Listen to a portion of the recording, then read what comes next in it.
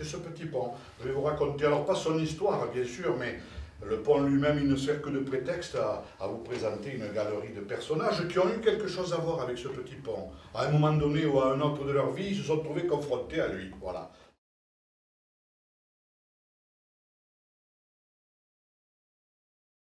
Et alors là, j'ai appris, Saint-Cyprien, il pratique l'intimidation avant match. Alors, les équipes sont là. Alors en général, le match des réserves se déroule. Le match des réserves houleux. Houleux, ouais, ça s'est pas très bien passé. Enfin, les bagarres à l'époque, il y en avait un rugby. Sont sortis, des gars de l'équipe réserve de chez nous ont été mis en première parce qu'il n'y avait pas assez de monde, bon, tout ça. Bref, on a réussi à faire une équipe première à peu près correcte. Et au moment de rentrer sur le terrain, l'arbitre déjà sur le terrain, les deux équipes sont dans le passage, là, comme ça, parallèle.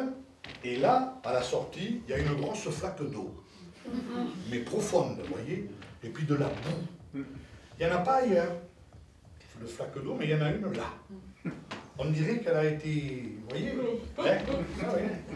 Et puis alors, le rituel, quand les équipes rentrent sur le terrain, l'arbitre siffle, et en général, c'est l'équipe visiteuse qui rentre en premier. Politesse oblige, tac, tac, tac, tac, tac, les équipes rentrent, la file indienne. Alors les piliers, première, deuxième ligne, troisième ligne, les trois quarts, hop. Le dernier à sortir en général de l'équipe adverse, c'est l'arrière, hein?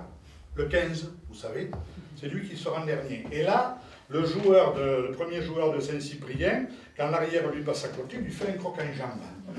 Et l'arrière, il va s'espatarer, c'est le nom en français, c'est dans la flaque d'eau. Il tombe là-dedans, le type.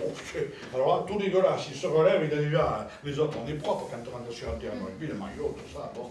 Et là, il est dans la flaque d'eau, à plat ventre, les spectateurs à côté, vous imaginez ça, hein?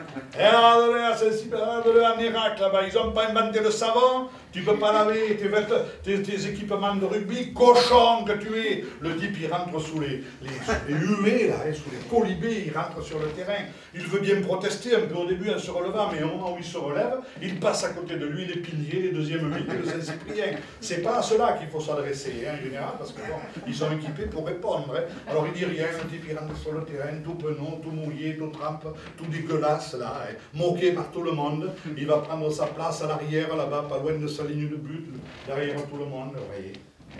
Jusque-là, ça va. Le coup d'envoi, donné par Saint-Cyprien, se fait sur lui. C'est-à-dire le demi d'ouverture, il donne un grand coup de pied en l'air, qui met longtemps à redescendre, et ça tombe sur cet arrière-là, tout dégueulasse, moqué par tout le monde. Et il se fait charger, parce qu'on monte exprès de chercher. Hein. On ne vient pas là pour rigoler, hein. On lui passe dessus. Ils nous l'ont enterré, le type. On a joué à 14 pendant toute la partie, parce que notre arrière, il a échappé tous les ballons. Voilà.